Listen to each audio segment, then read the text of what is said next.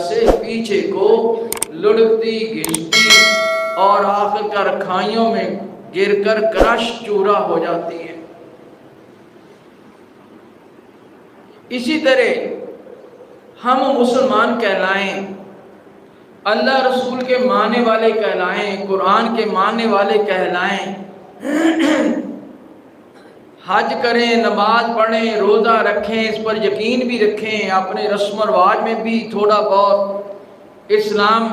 کے مطابق کچھ کرتے ہیں، کرواتے ہیں، اور پھر ہم کہیں کہ پوری زندگی اسلام کے خلاف چلا کر مسلمان بھی رہیں اور ہمارا نظام بھی بہتر ہو جائے، ناممکن ہے۔ شر و فتنہ فساد تو بڑھ سکتا ہے، ہم بہتر نہیں ہو سکتے۔ حدیث پاک میں کتاب الفتن میں آتا ہے کہ رسول اللہ صلی اللہ علیہ وسلم نے فرمایا، چونکہ یہ زمانہ معاشرہ قیامت کی طرف جا رہا ہے، دن دن قیامت کے قریب ہو رہے ہیں، یہ ہمارا یقین اور عقیدہ ہے۔ ہر نکمے سے نکمے مسلمان بے عمل کا بھی عقیدہ ہے کہ قیامت برحق ہے۔ فرمایا کہ جیسے جیسے قیامت کے قریب ہوتے جائیں گے، کالی سیاہ رات کی طرح فتنے آئیں گے، اور انسان صبح کو مومن ہے تو ان فتنوں کی وجہ سے شام کو وہ کافر ہو جائے گا،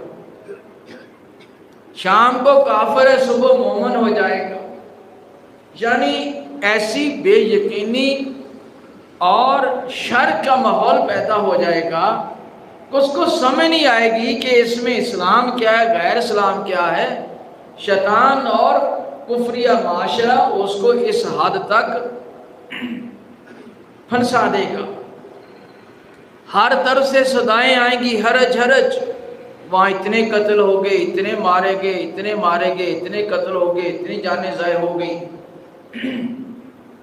اور یہ بھی عام ہو رہا ہے۔ ایسے حالات میں ہمیں ہمارے پیارے پیغمبر حضرت محمد صلی اللہ علیہ وسلم نے کیا تعلیم دی کہ تم نے اللہ تعالیٰ کے ساتھ تعلق پر اس کی عبادت کو لازم پکڑ لینا ہے۔ یعنی دین اسلام پر جتنا جمو گے، ڈٹو گے، ان فتنوں کے اثر سے بچ جاؤ گے۔ یہ فتنے کوئی سیاست کے نام پر ہیں، دیکھ رہے ہیں، کوئی کاروبار دھندے کے لحاظ سے ہیں، اتنے کاروبار مختلف شکلوں کے ساتھ دلکش اور دلچسپ انداز میں ہمیں گھیر رہے ہیں، جن کے آخر پر ہم حرام کے مرتکب ہو جاتے ہیں۔ ہمارے خوشیاں، ہماری غمیاں، ہمارے لین دین، ہمارے خاندان، قبیلے، ہر چیز میں اس خالص اسلام کی بجائے آمیزش بڑھ رہی ہے۔ ہماری فضا میں بھی گندگی بڑھ رہی ہے، ہمارے پانی میں بھی، ہماری خوراک میں بھی، ہماری روحانیت میں بھی گندگی بڑھ رہی ہے۔ اس گندگی میں سے ایک پہلو پر آج ہم بات نمایاں کریں گے، وہ ہے قتل و غارت۔ اللہ تعالیٰ نے پیارے پیغمبر حضرت محمد صلی اللہ علیہ وسلم سے فرمایا، یہود و نصارہ کی یہ سورہ مائدہ ہے کا روش انبیاء کے ساتھ موسیٰ علیہ السلام کے سامنے، اور بعد میں جو ان کا حال تھا اور جو مدینہ منورہ میں ان کی سازشیں تھیں اسلام دشمن اور حضرت محمد صلی اللہ علیہ وسلم کے خلاف، مسلمانوں کے خلاف، ظاہر میں وہ بڑے میٹھے معامن بنتے تھے، در پردہ اور مختلف سٹائل انداز سے وہ بہت بڑے دشمن تھے۔ ان کی سابقہ روش اور سابقہ بدبودار گندی تہذیب کو نمایاں کر کے بتایا گیا ہے کہ تمہارا یہ وتیرہ تھا انبیاء کے ساتھ، اور فرمایا اس کی وجہ، جو پہلے کسی غلط کام کی بنیاد رکھتا ہے بعد میں ساروں کے غلط کام وہ جو کرتے ہیں اس کا اثر اس کے کھاتے میں بھی لکھا جاتا ہے،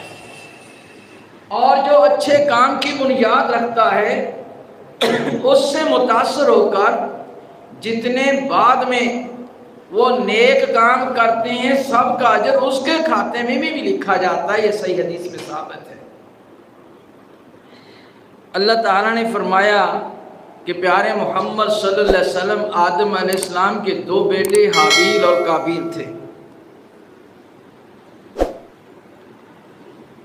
جو حابیل تھا وہ نیک صالح تھا، متقی پرہیزگار تھا، اور قابیل زڑا، سخت مزاج، توانا، اور اس میں دینی پہلو بہت کم تھا، خواہش نفس اور دنیا طلبی زیادہ تھی، خود غرضی، مفاد پرستی وہ ترجیح تھی۔ یہی وجہ ہے کہ قابیل نے اپنے بھائی کو اپنے ہاتھوں سے قتل کر ڈالا۔ کیا بتایا کہ انسان جب خود غرض، خود پسند، مفاد پرست اور اندھا ہو جاتا ہے، اللہ اور اس کے رسول کو چھوڑ دیتا ہے، اس دنیا جو عارضی ظاہری وقتی ہے اس کو اپنا ٹارگٹ بنا کر جنون کی حد تک اس کے حصول میں اندھا بیگانہ ہو جاتا ہے، اس سے پھر آخر کار اس قسم کے شر کے کام ہوتے ہیں۔ فرمایا وَاتْلُ عَلَيْهِمْ نَبَأَ ابْنَيْ آدَمَ بِالْحَقِّ، پیارے محمد صلی اللہ علیہ وسلم آپ ان کے سامنے آدم علیہ السلام کے دو بیٹوں کا سچا واقعہ بیان کریں۔ اِذْ قَرَّبَا قُرْبَانًا، جب دونوں نے اپنی اللہ تعالیٰ کی حضور قربانی پیش کی۔ ان کی لڑائی اختلاف کیا تھا؟ کتب تفاسیر میں جو اسرائیلی روایات کے ذریعے کچھ اشارے ملتے ہیں، کوئی اس طرح کی بات ہے کہ ایک عورت سے دونوں کی شادی کی خواہش تھی، اور حضرت آدم علیہ السلام کے فیصلے کے مطابق وہ حابیل کے حصے میں آ گئی۔ قابیل اس سے شادی چاہتا تھا، یا اس طرح کا کوئی اور واقعہ ہوگا۔ جب اس کی بات نہ بنی تو اصرار اور ضد بڑی، مفاد پرستی کے لیے اندھے ہوئے، تو اللہ تعالیٰ کی طرف سے انہیں کہا گیا کہ اللہ کے حضور قربانی پیش کرے۔ دونوں نے قربانی پیش کی۔ اس وقت کیا تھا؟ جس کی قربانی قبول ہونی، آگ آتی وہ جلا دیتی، وہ سمجھا جاتا ہے اس کی قربانی قبول ہو گئی ہے، جو بچ گئی وہ قبول نہیں ہوئی۔ اس طرح کی باتوں کے ذریعے اس بات تک ہم پہنچے ہیں کہ دونوں نے اپنی اللہ تعالیٰ کے حضور قربانی پیش کی، ایک کی قربانی قبول ہو گئی۔ وَلَمْ فرمایا فَتُقُبِّلَ مِنْ أَحَدِهِمَا وَلَمْ يُتَقَبَّلْ مِنَ الْآخَرِ، دونوں میں سے ایک کی قربانی قبول ہو گئی اور دوسرے کی قربانی قبول نہ ہوئی۔ قَالَ لَأَقْتُلَنَّكَ، تو قابیل کہنے لگا جس کی قربانی قبول نہ ہوئی، وہ دوسرے بھائی سے کہنے لگا میں تو تجھے قتل کر ڈالوں گا۔ جیسے آپ دیکھتے نہیں بہن بھائی آپس میں وراثت کی خاطر 2 مرلے 3 مرلے کی دکان کی مکان کی خاطر، اس دنیا کی مٹی اینٹوں خاطر ایک دوسرے کو قتل کر ڈالتے ہیں۔ ہو رہا ہے معاشرے میں چھوٹی چھوٹی باتوں پر، سیاسی لین دین، ووٹوں پر، ایک دوسرے کے کھڑے اور چودھری کے ہاں اونچا ہونے کے لیے کہ بعد میں یہ چودھری ہمارا بڑا ایم پی ایم این اے آئے گا تو پھر ہمارے مفاد، ہمیں فائدے ہوں گے، اس کو خوش کرنے کے لیے پھر ہم ہیرو بنتے ہیں۔ جو ہم سے ہوتا ہے معاشرے میں، ایک دوسرے مار دھاڑ قتل و غارت تک چلے جاتے ہیں۔ یہ ان کی باتیں کر رہا ہوں جو کلمہ پڑھتے ہیں، نماز پڑھتے ہیں۔ ہمارا یہ حال ہے۔ اسی طرح وہ بھائی جس کی قربانی قبول نہ آئی وہ بھی اندھا ہو گیا کہ میں اپنا مفاد حاصل کر کے رہوں گا۔ شرمندہ ہونا چاہیے تھا، نادم ہونا چاہیے تھا، اللہ کی وہ تائب ہوتا، معافی چاہتا۔ آگے سے کیا کہنے لگا قال لأقتلنک، میں تجھے ضرور قتل کر کے رہوں گا۔ قال انما يتقبل اللہ من المتقین، کہا گیا کہ اللہ تعالیٰ اپنے سے ڈرنے والے، تقوی پرہیز کرنے والے اور اللہ کے حکم کو ماننے والے، اس کی نافرمانی سے بچنے والوں کی قربانی قبول کرتا ہے۔ جیسا کہ قرآن پاک میں آتا ہے لَن يَنَالَ اللَّهَ لُحُومُهَا وَلَا دِمَاؤُهَا وَلَكِنْ يَنَالُهُ التَّقْوَىٰ مِنْكُمْ، فرمایا تمہاری قربانی کا گوشت خون اللہ تعالیٰ کو نہیں پہنچتا، وہ تو تمہارے دلوں کی کشش، اس کے اندر اللہ تعالیٰ کی محبت اور اس کی فرما برداری، تقوی پرہیزگاری دیکھتا ہے۔ یعنی ظاہر میں ہم نماز رکوع سجدہ کر رہے ہیں، دل کے ساتھ کیا کیفیت ہے؟ زکوٰۃ دے رہے ہیں، حج کر رہے ہیں، جہاد کر رہے ہیں، اللہ کی اطاعت کا جو کام کر رہے ہیں، دل میں اس کے ساتھ کیا اخلاص ہے، سچائی ہے؟ تو فرمایا لَئِن بَسَطتَ إِلَيَّ يَدَكَ لِتَقْتُلَنِي مَا أَنَا بِبَاسِطٍ يَدِيَ إِلَيْكَ لِأَقْتُلَكَ۔ وہ دوسرا بھائی جس کی قربانی قبول ہو گئی، وہ کہنے لگا اگر میرے بھائی تو مجھے قتل کرنے کے لیے اپنا ہاتھ میری طرف بڑھائے گا، میں جواب میں تیرا طرف ہاتھ نہیں بڑھاؤں گا کہ تجھے قتل کروں۔ انی اخاف اللہ، میں اللہ تعالیٰ سے ڈرتا ہوں، رب العالمین، جو تمام جہانوں کا رب ہے، تمام جہانوں کا پیدا کرنے والا، پالنے والا اور ان کو زندہ رکھنے والا ہے، ان کی نشو و نما بڑھوتری کرنے والا ہے، ان کو خوراک دینے والا ہے، ان کی زندگی اور موت کا مالک ہے، میں اس سے ڈرتا ہوں۔ اللہ تعالیٰ نے یہاں کیا سبق دیا ہے؟ اگر ہمارے بھائیوں میں ہمیں کسی معاملے پر ضد بڑھ جائے تو حالات کشیدہ سے کشیدہ ہو کر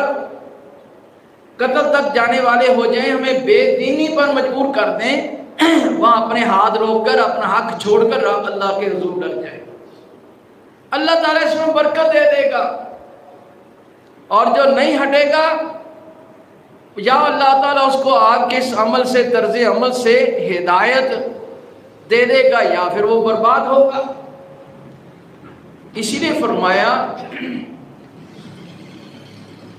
اللہ تعالیٰ قاتل و مقتول دونوں پر ہنسے گا، قاتل پر اس لیے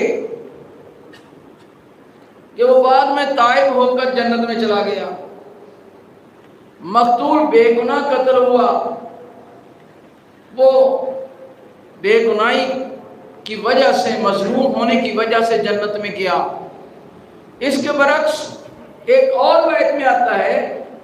قاتل اور مقتول دونوں جہنم میں جائیں گے۔ صحابہ کرام نے عرض کیا پیارے محمد صلی اللہ علیہ وسلم، یہ تو بات سمجھ آتی ہے کہ قاتل جہنم میں جائے گا، لیکن مقتول؟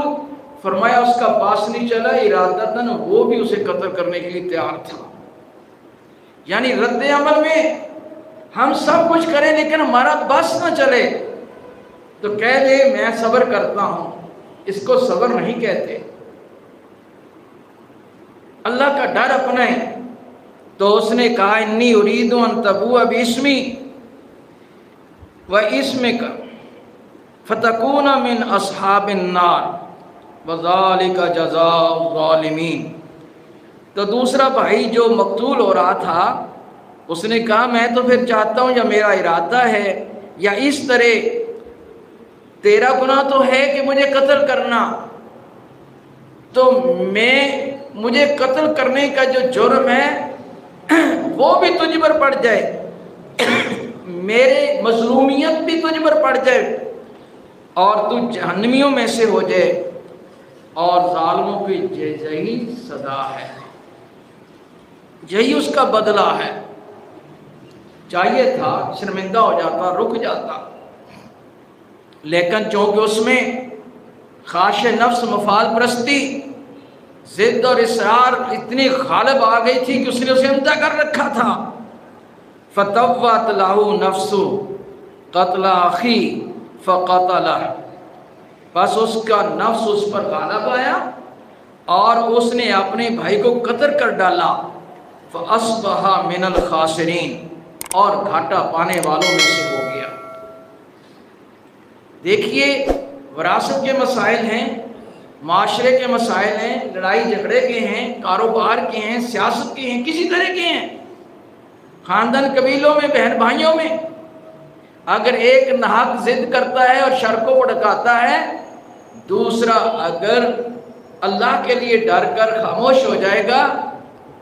تو اپنا حق چھوڑ بھی دے گا، تو دوسرا جو حق چھیننے والا ہے وہ گھاٹے میں جائے گا. آج نہیں کل آپ کے سامنے وہ گھاٹے میں آئے گا. فرمایا فبعث اللہ غرابا یبحث فی الارض لیریہ کیف یواری سوءۃ اخی. معلوم ہوتا ہے کہ اس سے پہلے کوئی کفن دفن کا معاملہ نہیں ہوا تھا، ابھی انسانوں کی عمریں زیادہ تھیں یا تھوڑے تھے، موتیں نہیں ہوئی تھی کہ کیسے کفن دفن کیا جاتا ہے.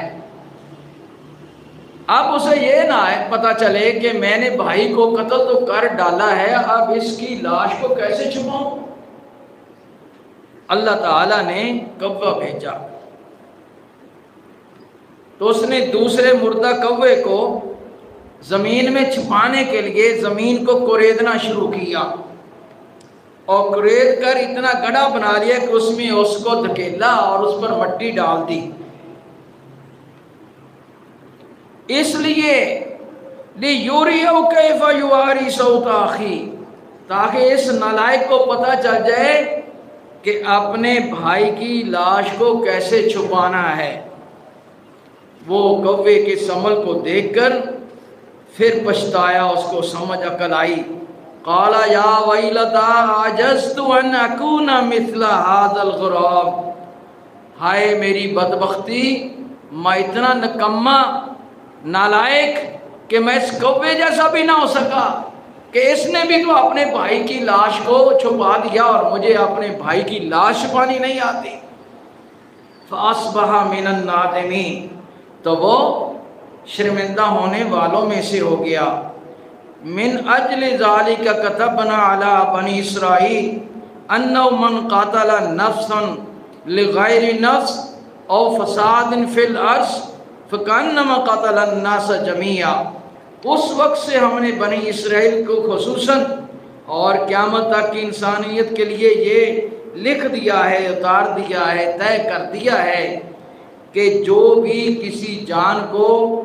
بغیر کسی جان کے قتل کے بدلے میں یا زمین میں فساد کی وجہ سے وہ قتل کرتا ہے، ضائع کرتا ہے، فَكَأَنَّمَا قَتَلَ النَّاسَ جَمِيعًا، ایسے ہے جیسے اس نے تمام انسانوں کو قتل کر ڈالا ہے. اتنا بڑا برا جرم ہے کہ جو ایک انسان کو قتل کرائے یا قتل کرے یا اس کو قتل ہونے کا ذمہ دار ہو، خواہ سیاست ہو، معیشت معاشرت ہو، خواہ یہ مذہبی دلیر جو مختلف فرقہ پرست لوگوں کو بھڑکا کر ایک دوسرے کو قتل و غارت پر آمادہ کر دیتے ہیں، اور یا خاندانی جھگڑے ہیں، گھریلو جھگڑے ہیں، ہماری وجہ سے کوئی ایک قتل ہوتا ہے تو اللہ تعالیٰ فرماتے ہیں فَكَأَنَّمَا قَتَلَ النَّاسَ جَمِيعًا، ایسے ہے جیسے اس نے سارے انسانوں کو قتل کر ڈالا. قتل کرنا کفر ہے، اندھیرا ہے، تاریکی ہے، ظلم ہے. رسول اللہ صلی اللہ علیہ وسلم نے فرمایا سباب المسلم مومن فسق وقتال کفر، مسلمان کو گالی دینا فسق و فجور ہے اور اس کا قتل کرنا کفر ہے، اندھیرا ہے، تاریکی ہے اور جہنم میں لے جانے والا عمل ہے. صحابہ کرام نے سے رسول اللہ صلی اللہ علیہ وسلم بعض اوقات تعلیماً سوال جواب کرتے، پوچھتے، کہتے کہ تدرون مل مفلس، کون غریب نادار ہے؟ جیسے ہم فوراً جھٹ بولیں گے جس کے پاس مال و دولت نہیں ہے، من لا درہم لہ ولا متاع، درہم و دینار اور دولت نہیں ہے، لیکن ویاتی قد شتم ھذا وقذف ھذا، کیا آپ نے کیا فرمایا؟ میری امت کا وہ شخص غریب ہے جو یاتی بالصلاۃ والزکوٰۃ والحج والنماز، روزہ حج کا نیکیوں کے ٹرالے بھر کر آئے گا، ویاتی قد شتم ھذا وقذف ھذا ومال ھذا وسفک دم ھذا، لیکن انسانوں کے ساتھ اس نے کسی کو مارا ہوگا، کسی کا ناحق خون بہایا ہوگا، کسی کا ناحق مال کھایا ہوگا، زیادتیاں کی ہوں گی، فیؤتی ھذا من حسناتہ فإن فانیت حسناتہ من قبل ان یقدم علیہ اخذ من خطایاہم فطرحت علیہ ثم طرح فی النار، لیکن اب اس کی نیکیاں جی نوازی لے کر ان مظلوموں کو دے دی جائیں گی جن کا اس نے خون بہایا ہوگا، جن پر ظلم کیا ہوگا، جن کا ناحق مال کھایا ہوگا۔ فرمایا فإن فانیت حسناتہ من قبل یقدم علیہ، فیصلہ مکمل ہونے سے پہلے اس کی نیکیاں ختم ہو جاتی ہیں، اخذ من خطایاہم فطرحت علیہ ثم طرح فی النار، تو مظلوموں کی خطائیں لے کر اس حاجی نمازی پر ڈال دی جائیں گی اور پھر اس کو جہنم کی طرف دھکیل دیا جائے گا۔ تو بھائیو، انسانوں کے ساتھ ظلم کرنا، زیادتی کرنا، یہ چھوٹا سا عمل نہیں، مت سمجھیں وقتی طور پر ہم بڑے کامیاب ہو گئے ہیں، بڑکے لگاتے ہیں، اچھلتے کودتے ہیں، اور پھر تھوڑے سے دنیا کے عارضی وقتی مفاد کی خاطر انسانوں کا خون بہایا جا رہا ہے، ہر روز انہیں فلاں داخلو اتنے مار گئے، یہ کر گئے، وہ کر گئے۔ اس کی وجہ کیا ہے؟ جو ابھی میں نے بیان کی قرآن کے حوالے سے کہ ہمارے اندر مفاد پرستی، گروپ بندی، دھڑے بندی اور اپنے بیگانے کا فرق کرتے ہیں، اس میں انسان قتل بھی ہو جائے، ہم قاتل کو غلط کہنے کی بجائے مقتول اگر ہمارے گروپ کا نہیں ہے تو چونکہ چنانچہ کر کے پردے ڈالتے ہیں، مٹی ڈالتے ہیں۔ اس میں مذہبی دنیا بھی، اسلامی تنظیمیں بھی، دنیاوی سیاسی اور معاشی معاشرتی ساری سب ملوث ہیں، کچھ نہ کچھ سب کر رہے ہیں۔ یقین جانیے اسلام میں کسی گروہ بندی کی اجازت نہیں۔ دنیا میں ہم نے بڑے خوبصورت ٹائٹل بنائے ہیں اور ان ٹائٹلوں کے نام پر ہم پھر کام کر رہے ہیں اور اپنے بیگانے کی لکیریں کھینچ کر فرضی کی بجائے حقیقی بنا رکھی ہیں، اور اس دھڑے کی خاطر جھوٹ کا بھی ساتھ دیتے ہیں اور قتل و غارت کا بھی بعض کا ساتھ دے جاتے ہیں، اور یہ نہیں دیکھتے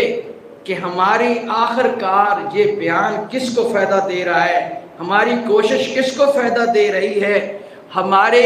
یہ تعلق اور محبت پیار کس کو فائدہ دے رہا ہے۔ دیکھیے اللہ تعالیٰ نے یہ سورہ نساء ہے، 5واں پارہ ہے، اس سے زیادہ صاف واضح طور پر کیسے مسلمانوں کو سمجھایا جائے، وہ مسلمان جن کے ذہنوں پر، عقلوں پر، نظروں پر، دلوں پر دنیاوی جہالت کے پردے پڑے ہوئے ہیں، اگرچہ بڑے کوالیفائیڈ ہیں، بڑے لرنڈ ہیں، بڑے نیک ہیں، مولوی ہیں، پیر ہیں، حاجی نمازی ہیں، بڑے مالدار ہیں، دنیا میں بڑے لیڈر ہیں، جو بھی تعریفیں کر لیں، لیکن گروہ بندی اور اپنے مفاد کی وجہ سے ہمارے اندر یہ برائی پوری انتہا کو موجود ہے۔ اللہ تعالیٰ نے اس کے بارے میں مسلمانوں سے کیا فرمایا؟ یا ایھا الذین آمنوا کونوا قوامین بالقسط، میں کسی گروہ کی طرف نشانہ نہیں کر رہا، سمجھانے کے لیے جنرل بات کر رہا ہوں، خواہ مجھ پر بھی لاگو ہوتی ہے۔ ہر دھڑا وہ کسی نہ کسی طرح جانبداری کے پہلو میں ملوث ہو چکا ہے، شیطان نے ہمیں گھیر رکھا ہے۔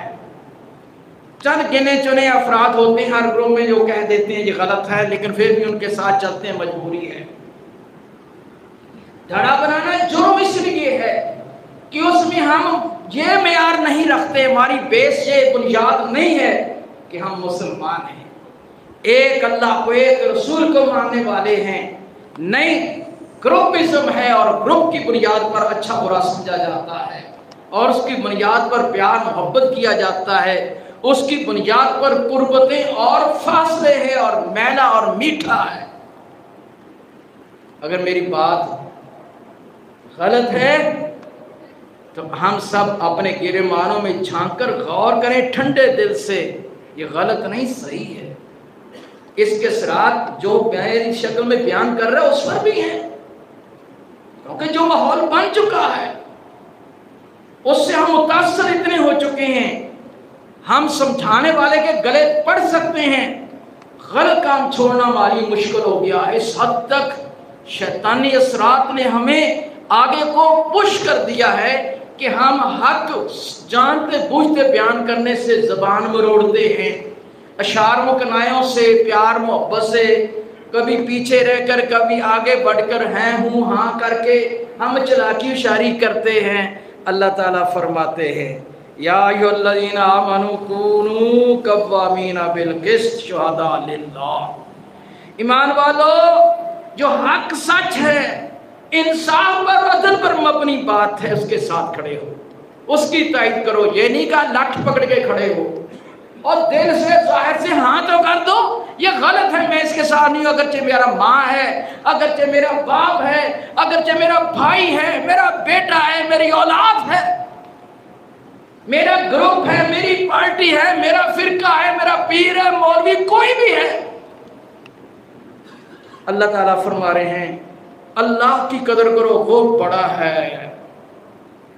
اللہ کے لیے ہو، تمہارا عمل اللہ کے لیے ہو۔ ثلاثۃ لا یغل علیہن قلب المومن، تین باتوں پر مومن کا دل بددیانتی نہیں کرتا۔ اخلاص العمل للہ، اپنے عمل کو اللہ کے لیے جب خالص کرتا ہے پھر بددیانتی نہیں کرتا۔ اس میں ایک بار یہ بھی ہے، ہمیں دوسرا کیا ہے، النصیحۃ لولاۃ المسلمین، مسلمانوں کا کوئی بھی کلمہ کو حکمران کسی طرح بن گیا ہے وہ اس کی خیر خواہی کرے گا، اس کے خلاف شر نہیں کھڑا کرے گا، یہ نہیں پتا کہ یہ شر کھڑا کرنے سے ہمارے معاشرے میں کتنا شر مزید پھیلے گا۔ اور تیسری بات جو ہمارے اختیار میں بھی ہے، فرمایا لزوم جماعتہم، مسلمانوں کی جماعت یعنی حق جو اسلام ہے اس کے ساتھ ہو جاؤ، اس لیے کہ دعوت ہم توحید من ورائہم، مسلمانوں کی دعائیں ان کے شامل کر لیتی ہیں، یعنی ہم حق اور انصاف اور سچائی اور صحیح بات کی تائید کریں، کھل کر نہیں کر سکتے، دھیمے جس لیول پر جس درجے پر ہمارے اندر جرأت ہے، ہمارے اندر سمجھ بوجھ ہے وہ تو کریں۔ کیوں مخالص مسلمانوں کی دعائیں، وہ دعائیں جنہیں اللہ قبول کرتا ہے، اس میں اس کو حصہ ملتا ہے، اس کو اس میں سے حصہ ملتا ہے۔ فرمایا وَلَوْ عَلَىٰ أَنفُسِكُمْ أَوِ الْوَالِدَيْنِ وَالْأَقْرَبِينَ، اگرچہ مقابلے میں تمہاری اپنی جان کے خلاف بات جا رہی ہے، تمہارے والدین کے خلاف بات جا رہی ہے، تمہارے رشتہ داروں کے خلاف بات جا رہی ہے، إِن يَكُنْ غَنِيًّا أَوْ فَقِيرًا، غریب امیر کا فرق نہیں کرنا، بات کرتے ہوئے، عمل کرتے ہوئے، بولتے ہوئے، سوچتے ہوئے، کوشش کرتے ہوئے، فَاللَّهُ أَوْلَىٰ بِهِمَا، تم سے زیادہ اللہ تمہارے والدین کا خیر خواہ ہے، تم سے زیادہ تمہاری جان کا اللہ خیر خواہ ہے، تم سے زیادہ تمہارے امیر و غریب کا اللہ تعالیٰ خیر خواہ ہے۔ اللہ تعالیٰ کے ساتھ خیر خواہ بنو، وہ ان کے ساتھ خیر خواہی کرے گا۔ تمہیں پتہ نہیں ہے کہ تم کس کا ساتھ دے رہے ہو، جھوٹ کا ساتھ دے رہے ہو، اور بنیاد خیر خواہی بنائی ہوئی ہے، اپنا گروپ بنایا ہے، اپنا فرقہ بنایا ہے، اپنے بہن بھائی رشتہ دار بنائے ہیں۔ یہ میری ذات کے خلاف جاتا ہے، میری ماں کے خلاف جاتی بات، میرے باپ کے خلاف جاتی ہے۔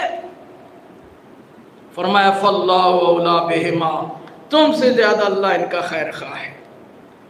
فلا تتبعوا الہویٰ ان تعدلوا، سچی بات کرتے ہوئے، سوچتے بولتے ہوئے اپنی خواہش نفس کی پیروی مت کرو۔ وَإِن تَلْوُوا أَوْ تُعْرِضُوا، اگر تم زبان مروڑ کر چونکہ ہاں ہوں کر کے یا پہلو تئی کر کے جھوٹ کی حمایت کرو گے، فَإِنَّ اللَّهَ كَانَ بِمَا تَعْمَلُونَ خَبِيرًا، اللہ تعالیٰ جانتا ہے جو تم کرتے ہو۔ یہ بنیاد دے دی ہے، اور اس بنیاد پر ہمارے اندر برائیاں ہیں اور قتل و غارت ہو رہی ہے۔ ایک انسان کہتا ہے میں نے تو ڈائریکٹ قتل کیا نہیں، لیکن قتل جنہوں نے کیا ہے اور جن کوششوں سے ان کوششوں کے ساتھ چین کو پیچھے کھینچتے چلے جائیں، کسی نہ کسی سٹیج پر میں اور آپ شامل ہوتے ہیں۔ زبان مروڑ کر، چونکے چناچے کر کے،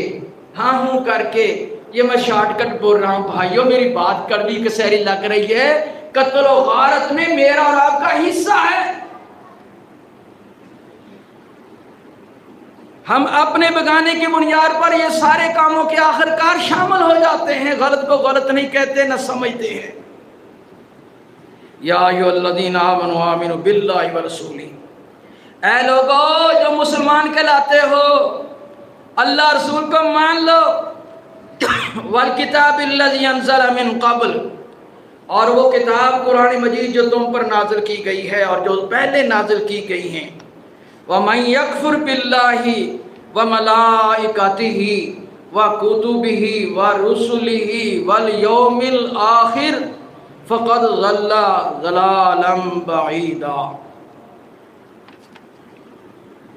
اگر ہم ایک کفر کا ساتھ دیتے ہیں جس کا نتیجہ کفریہ کام ہے،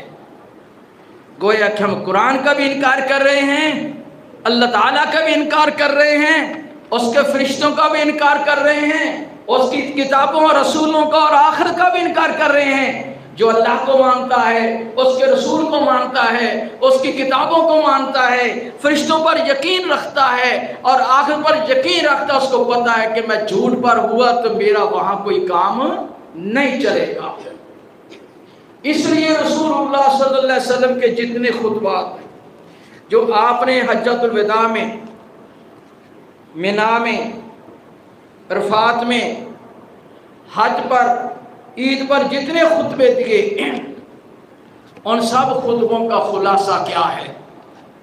رسول اللہ صلی اللہ علیہ وسلم نے صحابہ سے سوال جواباً پوچھا، حالانکہ انہیں معلوم ہے کئی لوگوں سے پوچھا جو رضی اللہ عنہ ورضوا عنہ، اولئک حزب اللہ الا ان حزب اللہ هم المفلحون،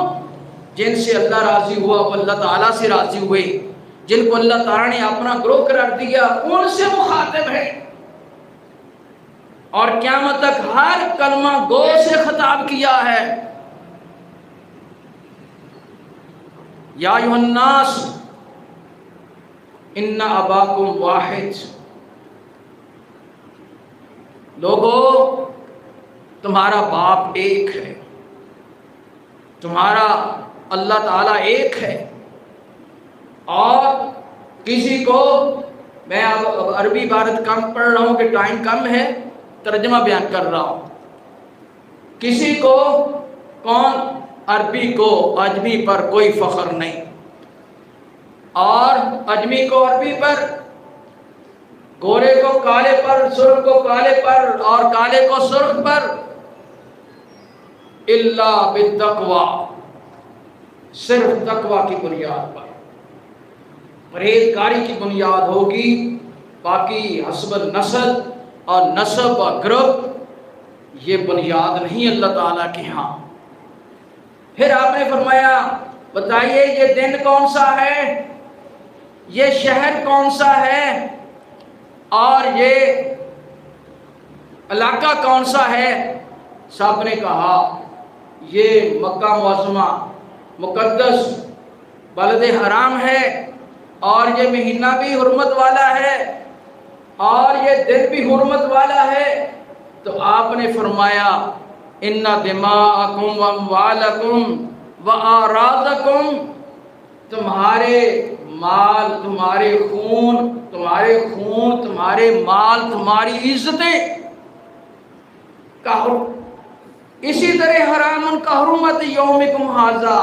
فی شہرکم ھذا فی بلدکم ھذا۔ جس طرح پوری دنیا کو اتنا خرچہ کرا کر حج کے نام پر اکٹھا کیا گیا، وہاں کیا کہا گیا کہ اسی طرح تمہارے خون، تمہارے مال، تمہاری عزتیں ایک دوسرے پر حرام ہیں، جیسے اس دن کی بے حرمتی کرنا حرام ہے، اس شہر کی بے حرمتی کرنا حرام ہے، اس مہینے کی بے حرمتی کرنا حرام ہے۔ تو آپ نے کیا فرمایا؟ لوگو فلا تظلموا ولا ترجعوا بعدی کفارا، میرے بعد ظالم بن کر اور دین سے فرار کر کے کافر نہ بن جانا، اور تمہارا یہ فرار تمہیں کہاں تک پہنچائے گا؟ یضرب بعضکم رقاب بعض، کہ تم ایک دوسرے کی گردنیں کاٹنے لگ جاؤ۔ اور آج ہمارے اندر یہ ماحول موجود ہے۔ اور فرمایا ان الشیطان قد یئس ان یعبد بارضکم ولکن لا یطاع فیما سوى ذلک مما تحاقرون من اعمالکم فاحذروا۔ اے لوگو، شیطان اس بات سے مایوس ہو گیا ہے کہ اس جزیرۃ العرب خطے میں یا پوری دنیا میں اس کو کوئی سجدہ کرے گا، رکوع کرے گا، قیام کرے گا، اس کی عبادت کرے گا جیسے اللہ تعالیٰ کی عبادت کی جاتی ہے، لیکن وہ تمہارے چھوٹے چھوٹے اعمال، اس میں تم اس کو راضی کر لو کہ وہ اس سے راضی ہو جائے گا۔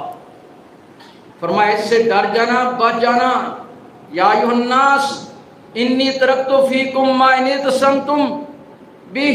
تمہارے درمیان میں دو چیزیں چھوڑے جا رہا ہوں، کتاب اللہ و سنت نبی یا رسولی، اللہ کی کتاب، اس کے نبی کی سنت، طریقہ چھوڑے جا رہا ہوں۔ جب تک تم اس کو مضبوطی سے تھامے رکھو گے فلا تضلوا بعد ذلک، اس کے بعد تم گمراہ نہیں ہوگے۔ لا یحل لامرئ من مال اخی الا ما آتاہ من طیب النفس، فرمایا کہ کسی مسلمان کو دوسرے مسلمان بھائی کا مال اس کے لیے حلال نہیں ہے جب تک وہ اپنی دل کی خوشی سے نہ تمہارے حق میں چھوڑ دے۔ اور فرمایا المسلم اخو المسلم، مسلمان کا بھائی ہے، اخ المسلم، مسلمان کا بھائی ہے، اور بھائی ایک دوسرے کی عزت نہیں لوٹتا، ایک دوسرے کا خون نہیں کرتا،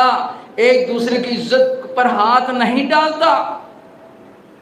جیسا کہ دوسری روایت میں آتا ہے لا یظلم ولا یخذل ولا یحقر، نہ اس پر ظلم کرتا ہے، نہ اس کو ذلیل کرتا ہے، نہ اس کی تحقیر کرتا ہے۔ فرمایا تمہارے درمیان یہ میں جو آخری چارٹر تمہیں دے کر جا رہا ہوں، کیا میں نے اللہ کا دین یہ باتیں تم تک پہنچا دی ہیں؟ مجلس سے ایک روایت میں آتا ہے 3 بار پوچھا، سب نے ہم کہا قالوا بلغ رسول اللہ صلی اللہ علیہ وسلم، اللہ تعالیٰ کے رسول حضرت محمد صلی اللہ علیہ وسلم نے یہ سب باتیں ہم تک پہنچا دی ہیں۔ پھر رسول اللہ صلی اللہ علیہ وسلم نے فرمایا کہ اللہ گواہ رہنا آج کی گواہی پر،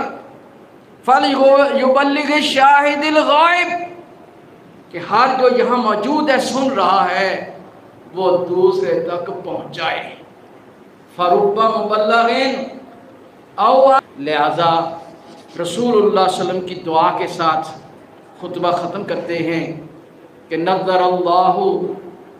سامع مقالتی فبلغها، اللہ تعالیٰ اس کو سرسبز و شاداب رکھے، خوش آباد رکھے، جو میری باتوں کو سنے اور دل و دماغ میں بٹھا کر آگے لوگوں تک پہنچا دے۔ اللہ تعالیٰ بھی ہمیں ان میں کر دے۔ آج جو سبق سنا ہے گھر جا کر جہاں جہاں سب کو یہ سنائیں، یہ ہمارا فریضہ ہے، ہمارے نبی کا حکم ہے۔ اللہ تعالیٰ ہمیں اس کی توفیق عطا فرمائے۔ اقول قولی ھذا وآخر دعوانا